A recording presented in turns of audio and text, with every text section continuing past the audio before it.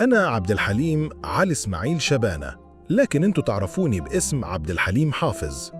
اتولدت يوم 21 يونيو سنة 1929 في قرية الحلوات مركز الإبراهيمية محافظة الشرقية. والدتي توفيت بعد ولادتي بأيام، وستات القرية كانوا بيتناوبوا في رضاعتي، فبقيت أخ في الرضاعة لمعظم ولاد القرية. قضيت معظم حياتي في بيت خالي متولي عماشة، ولما كنا بنحب نلعب أنا وولاد خالي كنا بننزل في الترعة. ومن هنا أخدت مرض البلهارسيا اللي دمر حياتي بعد كده.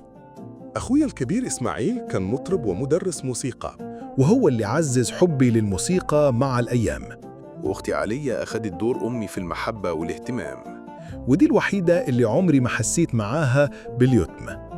اتعلمت في كتاب الشيخ أحمد، ومن الكتاب الصغير ده دخلت المدرسة، وهناك ظهر حب الكبير للموسيقى، وصوت الجميل ظهر وسط الطلبة. وبعد ما خلصت مدرسة قدمت في معهد الموسيقى العربية، وهناك قابلت كمال الطويل، صديقي اللي كان طالب في قسم الغنى، واتخرجنا سوا. بعدها جات لي بعثة دراسية برا مصر، لكن أنا خفت أسافر، واشتغلت مدرس موسيقى في طنطا والزقازيق والقاهرة لمدة 4 سنين. بعدها قدمت استقالتي عشان أتفرغ للغنى، واشتغلت عازف في فرقة الإذاعة. قدمت أغاني كتير في الإذاعة، لكن أكتر أغنية حققت نجاح كانت أغنية صافيني مرة سنة 1953. ومن هنا بدأ مشواري في الغنى والتمثيل، وكل أغنية كانت بتنجح أكتر من اللي قبلها. وكمان الأغاني اللي كنت بقدمها في الأفلام نجحت، وكانت أغاني مبهجة ما تعرفش الحزن، لأني وقتها كنت بصحتي. وقتها عملت أفلام كتير زي أيامنا الحلوة ولحن الوفاء. لكن لما جت سنة 1956 وظهرت أعراض مرض البلهارسيا، حياتي اتغيرت تماماً، والتفاؤل اللي في صوتي بدأ يروح، وابتدى صوتي يكون حزين ومهموم. وده برضه ظاهر في أدواري اللي حتى لو كانت أدوار خفيفة، إلا إن الحزن على وشي كان ظاهر بسبب دوامة المرض اللي كانت بتهاجمني كل فترة، واضطريت أسافر أعمل عمليات في الوقت اللي الناس كانت مفكرة إني مسافر أعمل حفلات. لكني حاولت أكمل وما استسلمتش. شهرتي بقت بتكبر معايا، ومع ذلك كان بيحصل معايا مشاكل وخلافات كتير بيني وبين فنانين كبار، وكانت أشهرهم مشكلتي مع الست أم كلثوم. واللي حصل إن سنة 1964 كان في واحدة من حفلات الاحتفال بثورة يوليو، وكان بيحيي الحفلة نجوم كتير، والمفروض إني أغني والست أم كلثوم تختم الحفلة. لكن اللي حصل في اليوم ده إن الست أم كلثوم قررت تغني قبلي الوصلتين بتوعها لحد بعد نص الليل.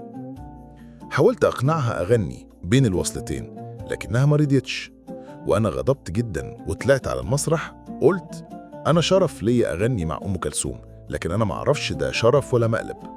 والكلام ده وصل لها، وحصل بينا خلاف كبير، لدرجة إن في الحفلة اللي بعدها سنة 1965 شطبت اسمي من برنامج الحسلة.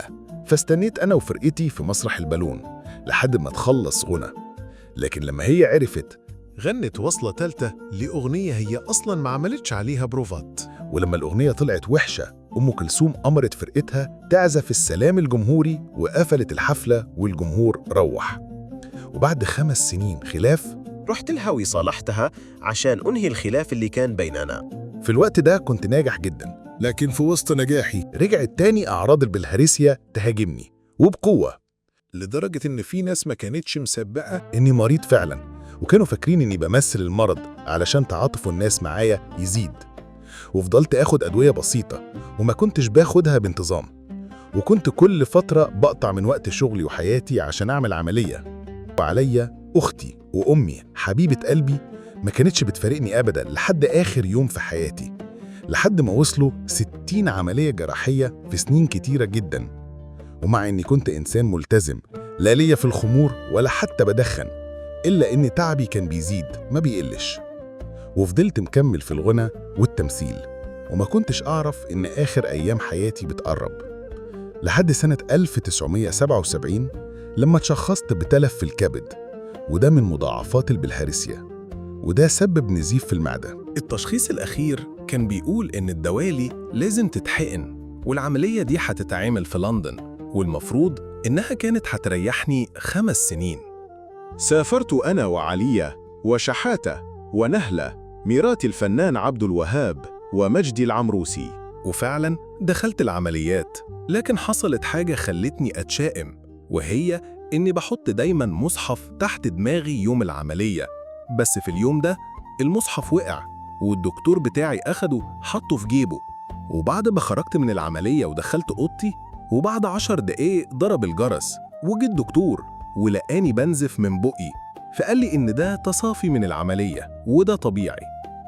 حاولت أنام، بس بعد مرور ساعة النزيف ابتدى يهاجمني تاني، والأرض والملايات واللبس بقى كله دم. عملوا استدعاء لكل الدكاترة عشان يشوفوا اللي بيحصل، ولما فحصوني اكتشفوا إن معدتي كل الأوعية اللي فيها انفجرت. وعشان النزيف يقف كان لازم أبلع كورة جلد، والجهاز المخصص ليها ينفخها عشان تقفل شرايين الدم. وحاولت أبلع الكورة دي لحد ما وصلت لنصها بس، ومع آخر محاولة فاضت روحي. أختي اتصدمت وما كانتش مصدقة. نقلوني على الطيارة عشان أرجع أدفن في بلدي في مقابر العيلة. واللي الناس ما تعرفوش إن النعش اللي الناس صلت عليه ومشيت وراه كان فاضي. ودي كانت جنازة رمزية مشي فيها 2 مليون إنسان، وكانت من أكبر الجنازات اللي حصلت في مصر عشان تنتهي أسطورة العندليب الأسمر.